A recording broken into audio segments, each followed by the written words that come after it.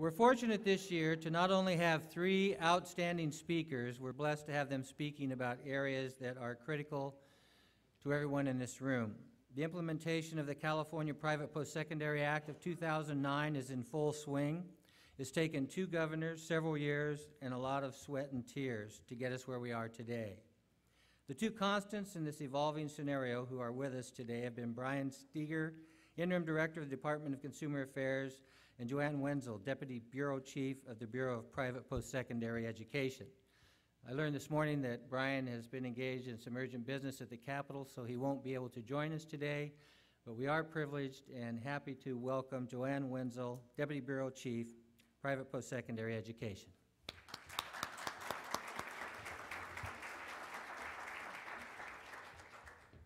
Thank you, Rick. Thank you all for having me back and letting me continue to return. Appreciate that. Brian does send his regrets, and I have a couple of comments from Brian. He is a couple of key points. As you may or may not be aware of, the Department of Consumer Affairs has 39 different boards and bureaus. So he is kind of overseeing what's going on with all of those. Right now, most of his time is spent with the Board of Registered Nursing Issues.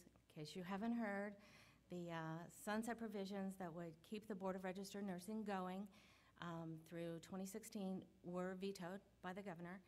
And so now they're figuring out how we can keep nurses in California regulated, and they're looking at the options.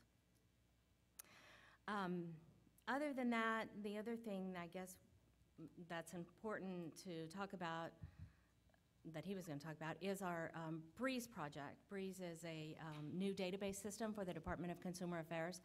It will eventually impact the Bureau for Private Post-Secondary Education, but we're not scheduled to come online until 2013. It will change our whole database system, and we'll probably do something like allow you to submit your applications online and not have paper copies, things like that. So we're looking for a lot of innovation with this new database system as far as things to come. Okay. First thing I want to talk about with the Bureau are new legislation that was passed, signed into law that will go into effect, has already gone into effect or will go into effect on January 1. There's actually 3 pieces of legislation that impacted the Bureau that we were tracking.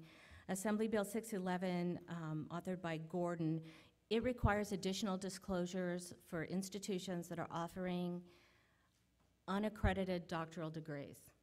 So there's going to be another layer of disclosure that goes into effect on January 1. Senate Bill 611, authored by Fuller, grants an exemption to flight schools. Do we have any flight schools here? Okay, well, never mind.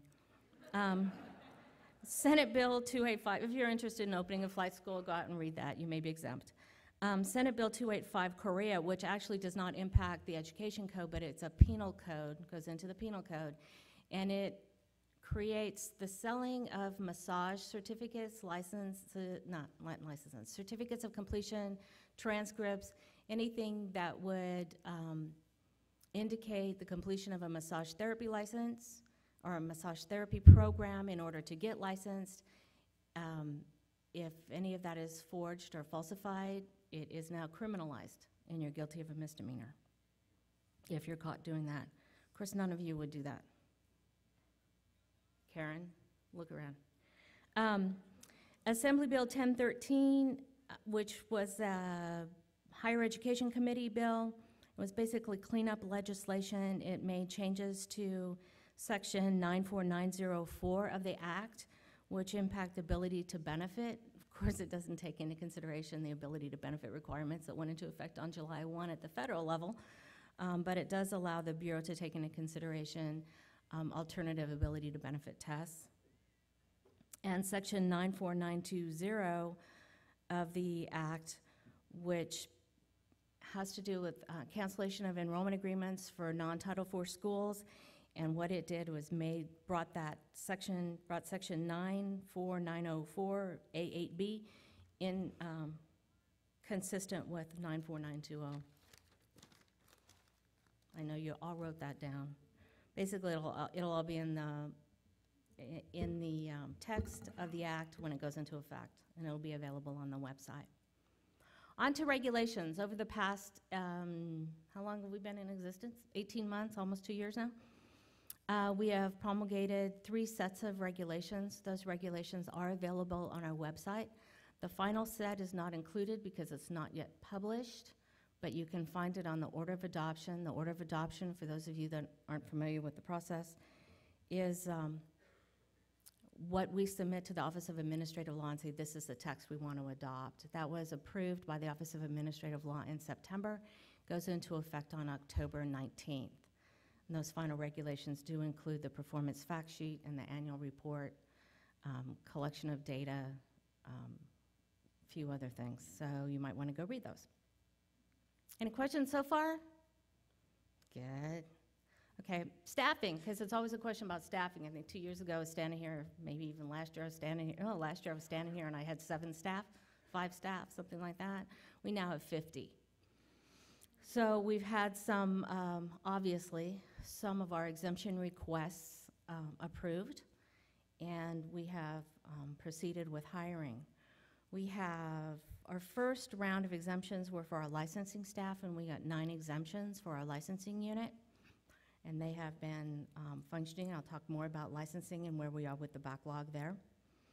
We have 9 staff in the admin section, and that includes the annual fees, the thrift collection, those kind of administrative areas that we need to have people working on stuff. And then Karen actually has 30 enforcement staff that report to her. There are 3 managers there.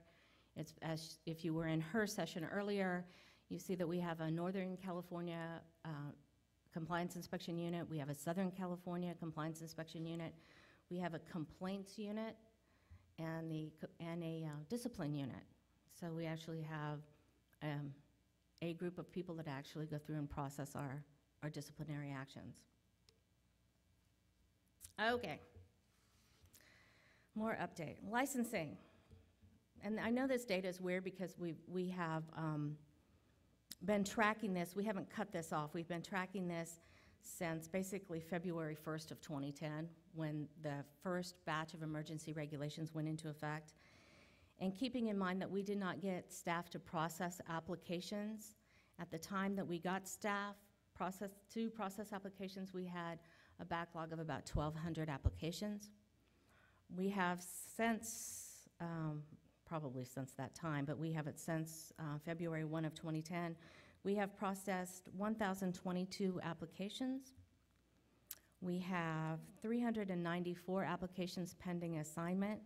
We have 469 applications that have been assigned and that are in some level of review, deficiency letters being sent out or they're in the process of being reviewed. We have processed 3 denials.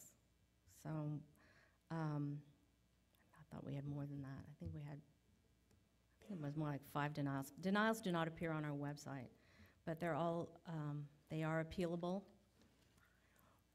We realize we have a backlog. We realize things are taking time to get processed. We're at about a 6-month turnaround time now for most applications, and I say most because we do have some types of applications that are taking longer than others. We are working on an updated process for processing applications that will help us eliminate the backlog sooner. And it's just an internal process. It may impact you because we are going to stop doing 5 deficiency letters for the same issue. I'm sure none of your schools are like that, but we do have schools out there that we ask for the same information more than once, and it's still not, we're still not getting what we need in order to process the app. So we're looking at changing that. But that's where we are with applications, and we are moving. We are aware we have a backlog. We are trying to get things moved out. If you have issues, if you have applications pending, as I said last year, if you have financial issues or things that are going on where you've got a lease pending or something like that, please call us, let us know what the extenuating circumstances are, and we will try to reprioritize if we feel it's a necessity. Otherwise, they're working as diligently as they can. Complaints. Since, I guess we're tracking this from January 1 of 2010, we've received 1,020 complaints. So I guess the good news is we have fewer complaints than we have applications. We have, since that time, closed 756 complaints. We have 302 complaints that are pending some kind of inspection, investigation. Investigation, I guess, is better. So we're trying to work through those.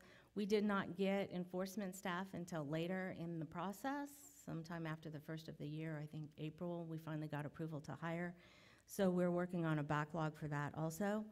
And we have 3 complaints that have been referred to the Attorney General's office. That's what I have for the Bureau update. And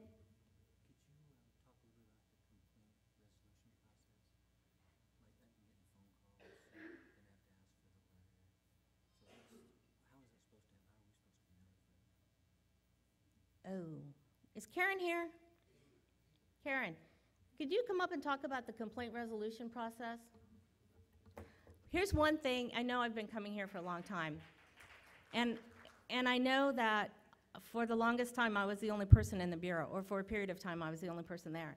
And I know that y'all feel like you can rely on me to respond to your inquiries.